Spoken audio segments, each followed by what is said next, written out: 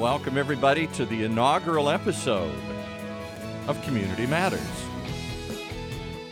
the only show that talks about the things that bring us together, not the things that divide us.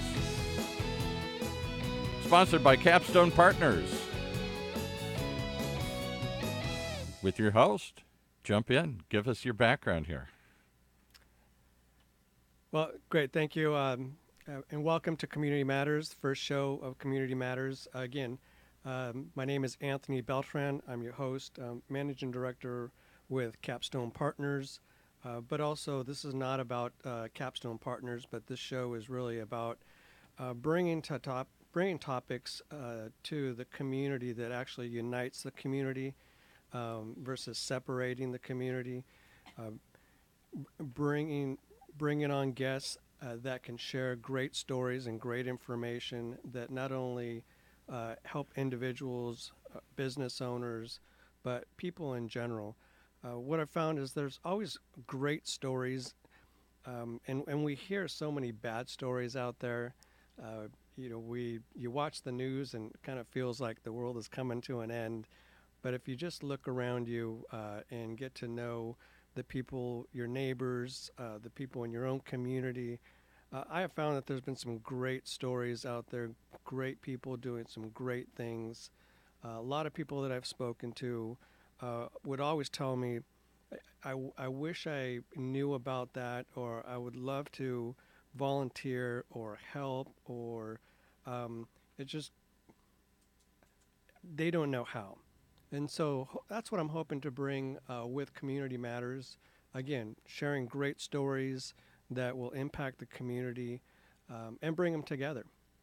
Right? So today, for my first guest, I would like to welcome Cecilia Mota. Thank you. So Cecilia Mota is, she's a woman empowerment expert and coach.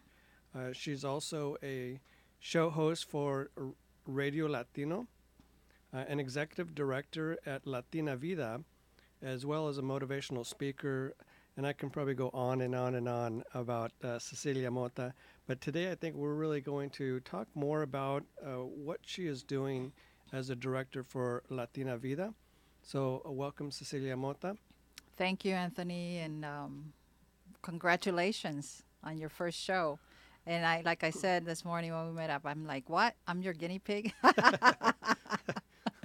But this is wonderful that you're doing this because, like you said, we do need to put out all the good stories out there and the resources that are available to the community. Like you said, that people sometimes don't know where to find that information. So today I'm switching my hat from radio host to representing Latina Vida, an organization that's near and dear to me because it is for the advancement of women of color, especially Latinas in the corporate workforce. And so let's talk a little bit more about that. I mean, why Latina Vida? Why the name or why the organization? Why the organization? Well, it was born three founders, three Latinas that came from different backgrounds, but I think that at least a couple of them from corporate backgrounds. And throughout their experiences when they were younger and then they became moms, they experienced the same issues that Latinas are facing today, which a lot of it is not enough advancement opportunities, discrimination, misogyny, isolation, not knowing what to do, lack of negotiation skills. So it's and lack of cultural sensitivity when it came to corporate policies, because you as a Latino know that Latinos are very family oriented, and that we're not the type that would put your parents in a home.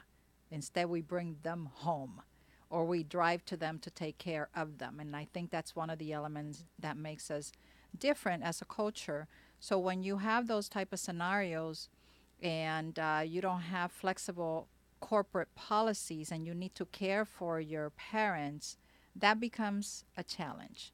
So we are striving toward, hoping that corporate does change their policies to accommodate cultural nuances because, that's just one thing for the Latino community. But what about other cultures that also celebrate um, other other festivities, let's say, or that have other things that are important to them? We are in a multicultural place now. This is no longer about one or two races, it's about many races. It's a melting pot in the US and even all over the world because just as people are coming to the US, people are not just flocking to the US, they're also going to other countries.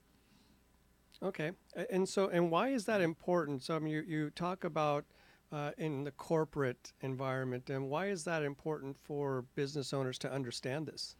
Well, from a business owner's perspective, they're not as impacted because they own their own business and they set their own rules.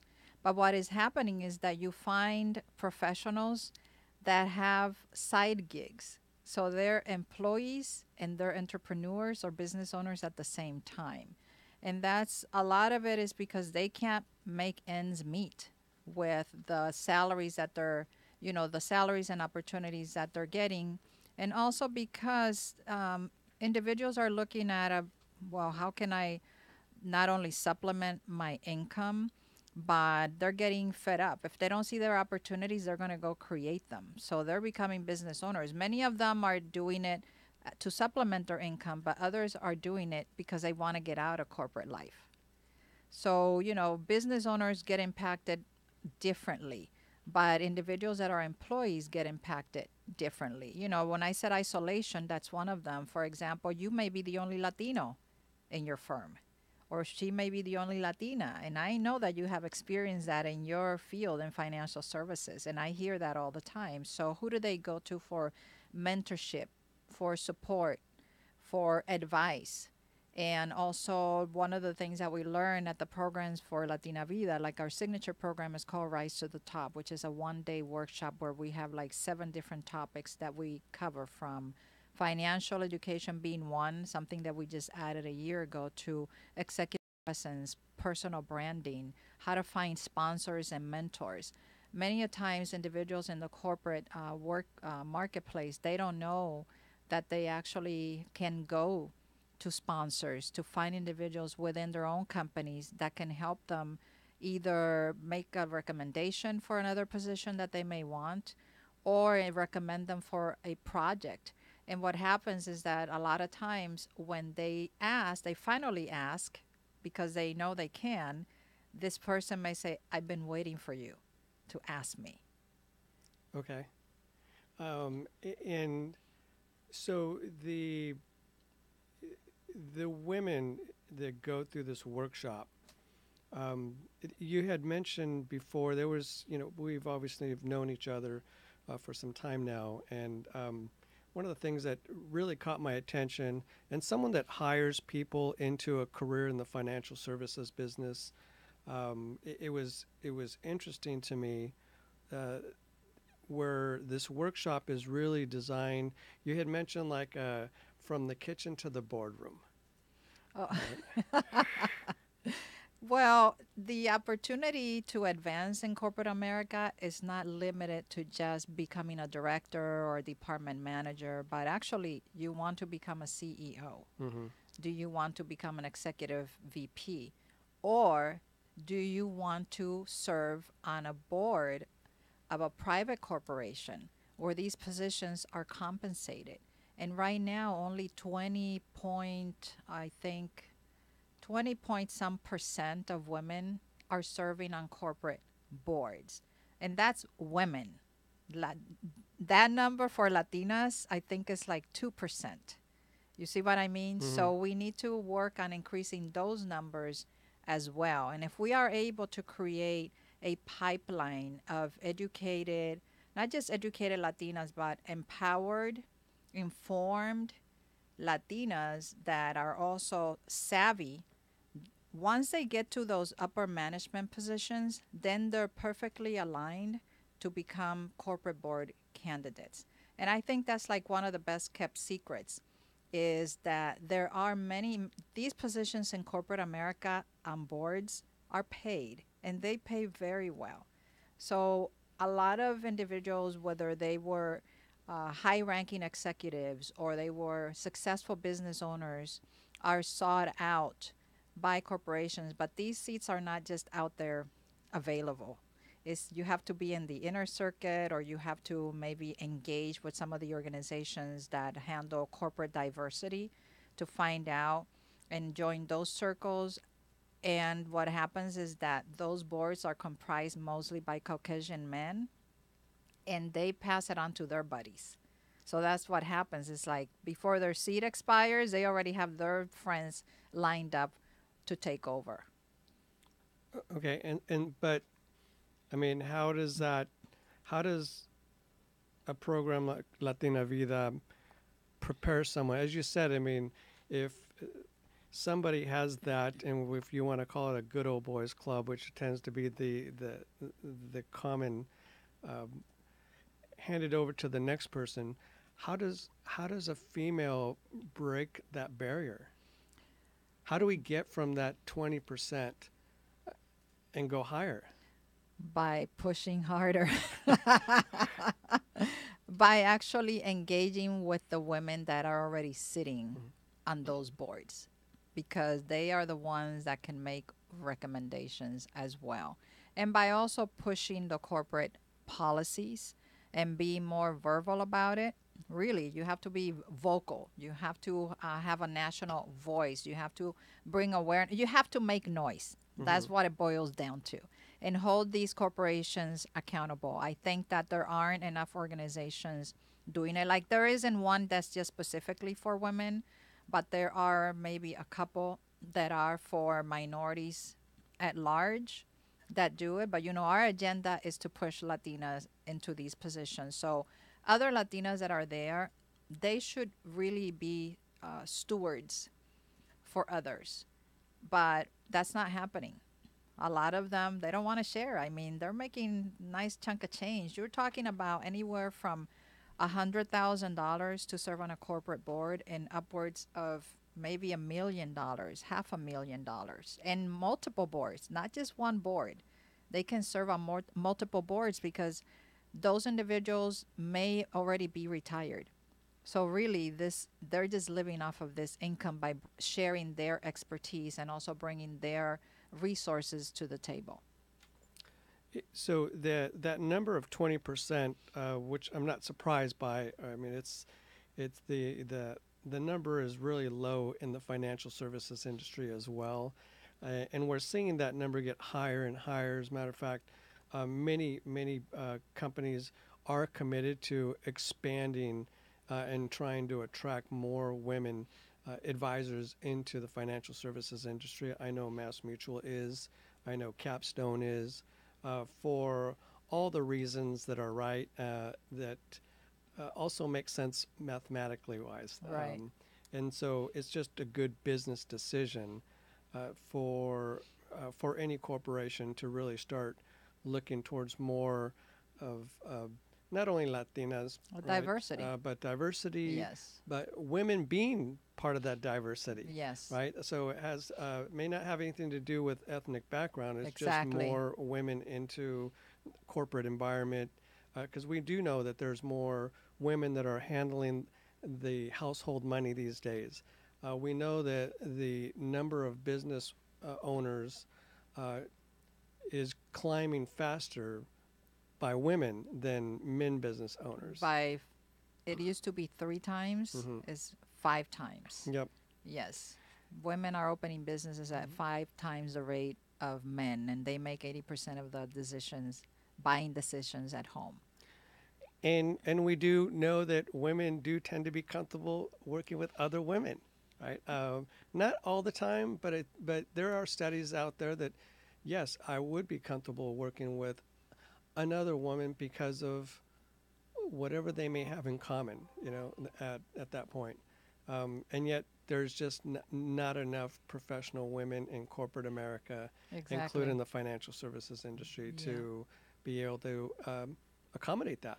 And yes, of course, you see that there are more companies like yours that are pursuing, more females joining that that industry, but the numbers are there. I mean, the population of the U.S. Hispanics, growing, the fastest growing. Is not the minority, is the majority at this point. So of the ethnic groups, and it does make sense to have individuals that understand the cultural nuances, that people feel comfortable whether speaking Spanglish, because that's what happens a lot, is that you speak Spanglish or speak their native tongue, which could be Spanish. But money is a big issue in the Hispanic community. There's a lot of taboos around it and lack of knowledge. And that's another reason why it is critical to engage more Latinos and Latinas in your respective field. Okay. All right, so let's take a quick break and we'll come back and explore some of the other issues that the opportunities and the challenges of seeking more diversity in the workforce here as Community Matters continues right after this. Imagine what it would feel like.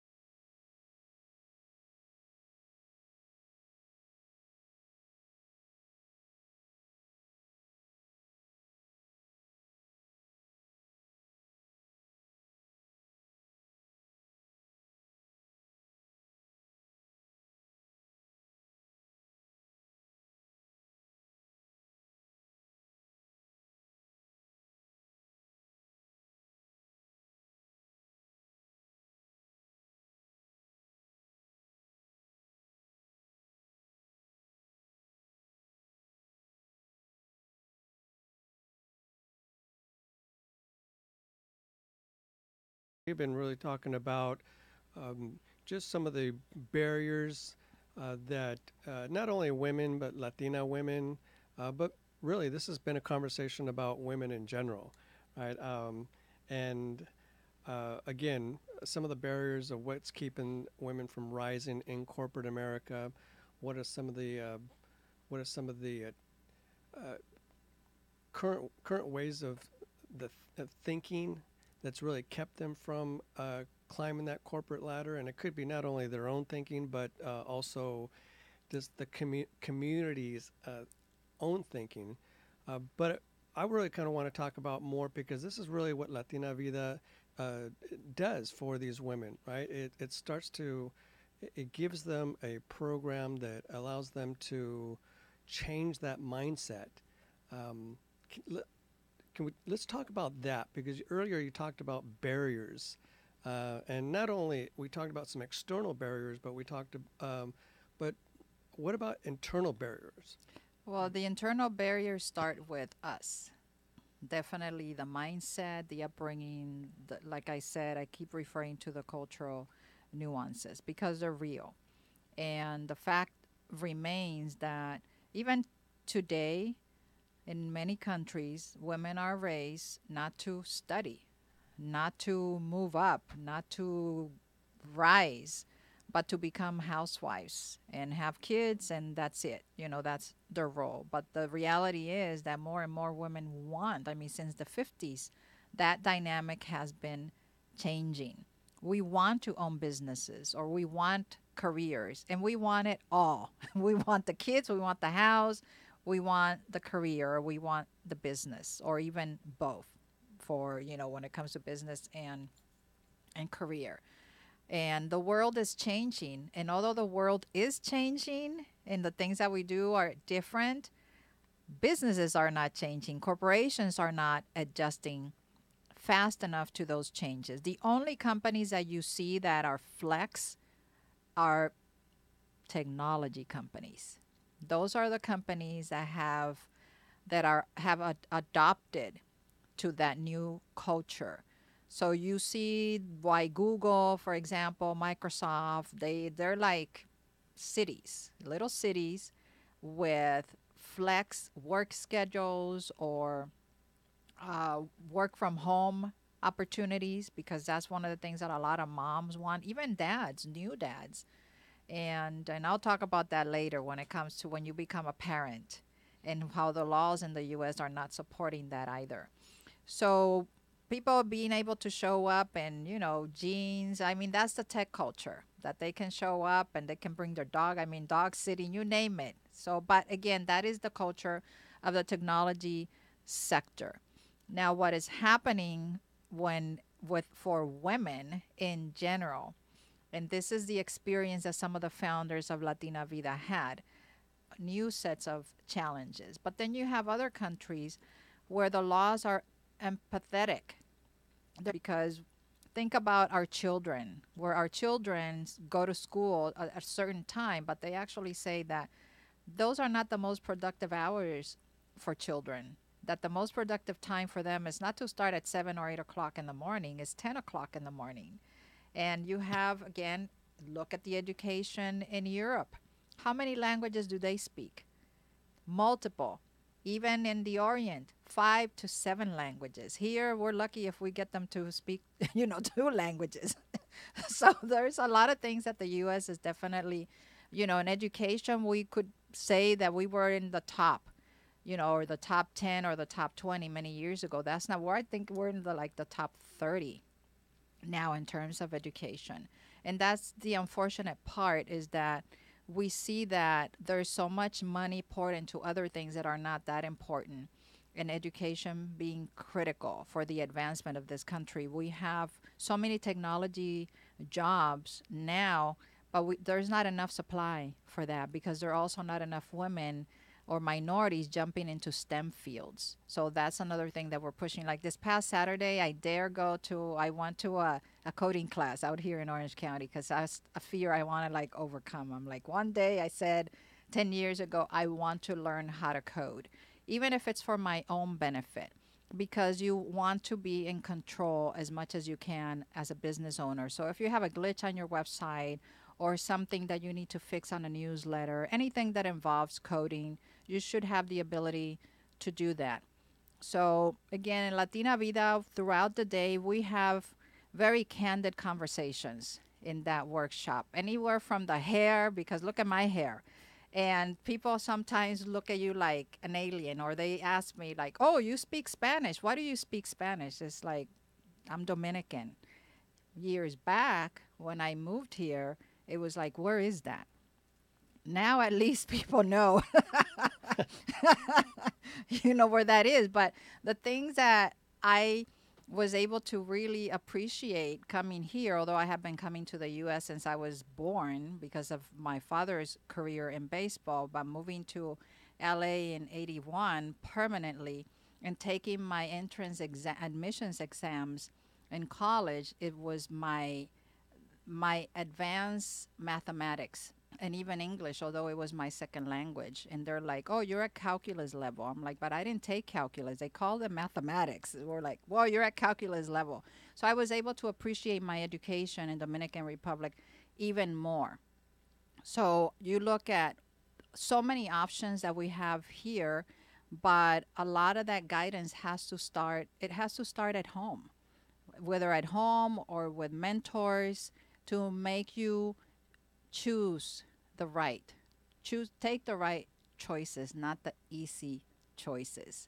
So, can you talk about some of the other barriers from? I know the your workshops rise to the top, right? You've had several of these workshops all throughout California, with probably thousands of attendees throughout the several workshops. What are some of the internal barriers that you've been finding with the women that show up, and what what have they gotten out of the program? And can you talk about maybe some of the successes that you've experienced from somebody going in to actually after the program? I have to say that confidence is the number one, Hmm. because they're able to finally talk to, they come into a room of, you know, 70, 60 women, and we have these conversations that they could not have with anyone before. And all of a sudden, like I said, why did I mention about the hair? Because there was one particular instance where a couple of ladies that were had moved here from Boston said that that was like, people would look at them like they were aliens, and one of them would say she finally had to develop her own line and say, "Yeah, it's real. Can we move on?" That was one thing about the hair. But when we go through these workshops and we start talking, for example, about executive presence and personal branding, we have a PowerPoint slide that shows to the left. These are all the things that are the no-nos for women in the corporate workplace. And the list has about 30 things. These are the no-nos for men, and that one has about 10 things. So it ranges from hair, makeup, earrings, attire, you name it. Behavior, like don't cry, don't be sensitive because you'll be made fun, or she's so sensitive. And what's the difference in behavior in the corporate workplace? That maybe when the guys accomplish something, what do they get? High five, thumbs up, chest, whatever bump. And for the women, is, oh my God, she's boasting, or she's such a bee. So it's very different the way that is perceived. Now, women do need to learn how to move about in a man's world. And that's not it's not that simple, but it is doable. And how do you remain feminine without going into necessarily the suits? Like, you're not going to see me in a suit because I don't like suits. I already did that. I did my part in the 90s, and I'm not going back to that. But again, in some environments, that is still the proper attire so that you can fit in. And that whole thing about fitting in, and that fitting in doesn't necessarily move you up. You do have to be unique. You have to develop your own authentic voice and authentic brand.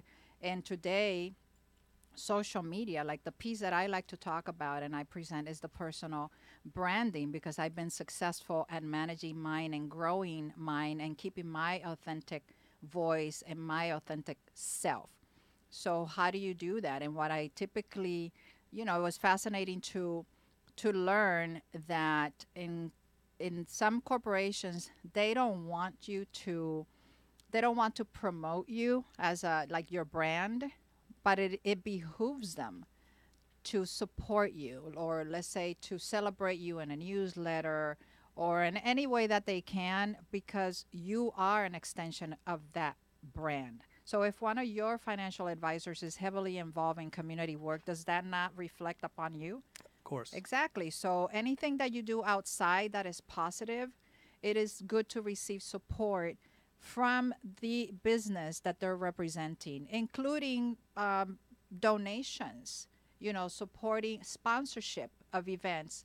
Because not only are you able to, hey, I have a good role model, I want to duplicate. Now I have an ambassador that is doing a great job for us, because they're also serving you, whether your purpose, I say, is to recruit. This person right there on the field is able to do that. So there are ways to do it in a positive that is a win-win for both, for the individual and for the company. But of course, now with social media, it gets a little crazy. So businesses have to have policies, social media policies in place as to what employees should and should not do. But I am a firm believer that it has to be a win-win, as opposed to saying you can't have a social media account, period, or you can't be on Facebook, let's say, or you. So they're still navigating that, but social media is a must-have conversation because that's what millennials are doing. Sure. I mean, in some industries, very heavily regulated, right? So sometimes it's not a choice. Sometimes the industry itself really blocks you from doing social media because it's very guarded on what you're saying, what you're presenting Yes. out there. Have to make, especially in the financial services industry, when there are obviously, things you cannot be saying to the general public, and so it's an oversight, right? Where um, you know you have to manage that, and it Yes. becomes a big liability for that. So we talk about the women that go through this program. So they've gone through the program, right? You said it's a 1 day workshop. What after? What happens after? Well, mentorship. Okay. We have another program called Latina Vida Circles, and Latina Vida Circles gives them the opportunity to also become leaders. So that if they are in a position to develop their leadership skills, they can form these circles and they can now start giving back by sharing their expertise, or they will gain knowledge by doing these.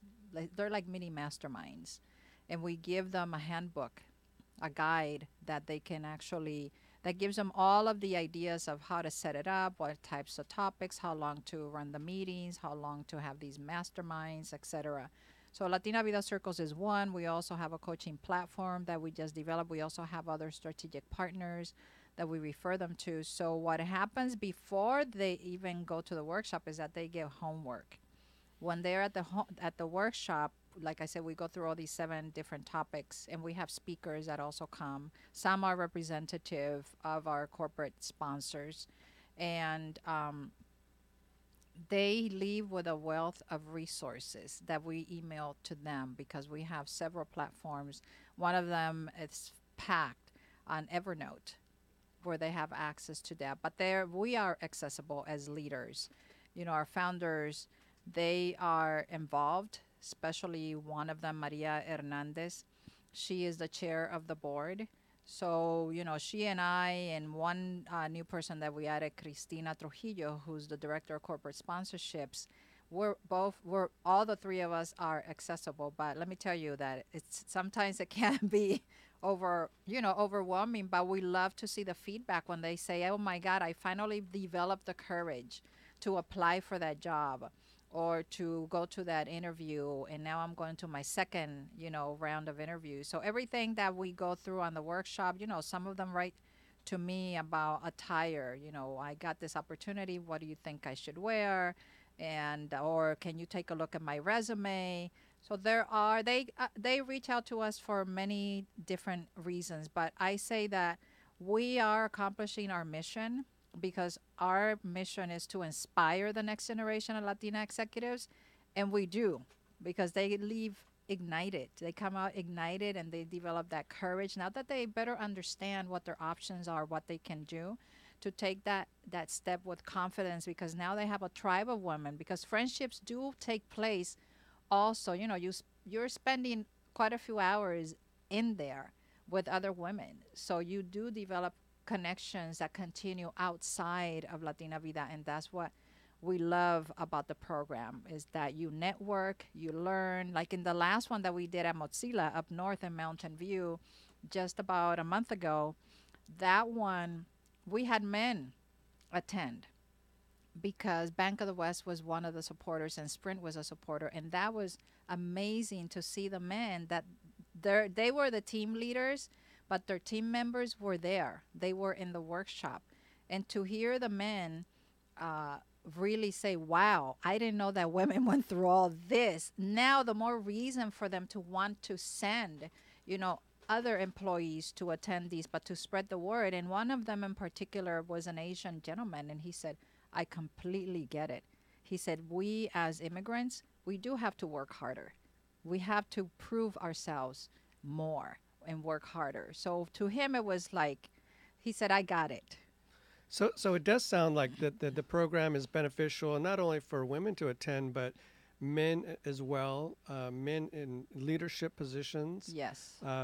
probably even uh, teams, right? Yes. So corporations, companies that Yes. uh, they may want to take, hey, I'm going to take my employees Yes. and get a better understanding of kind of what the other side might be thinking, Yes. No, right? it is very helpful. Mm-hmm. It was very insightful for them. And like I said, the women left inspired, and we had people there representing the banking and finance services, the technology sector. Mozilla also sent their employees, and these workshops are not just for the public. We actually can have these workshops. The We can bring them to corporations, like to ERGs, employee resource groups. Okay, so well, our time is just about up. So Cecilia, for those who want to learn more about Latina Vida, how do they get a hold of you? We have presence in social media, and all of our handles are under Latina Vida, latinavida.org. The same on Instagram, Facebook. We have a group where we have about 1,000 members there, where they can interact, and we post. We have an awesome newsletter that's also chock full of resources that we just launched a couple of months ago.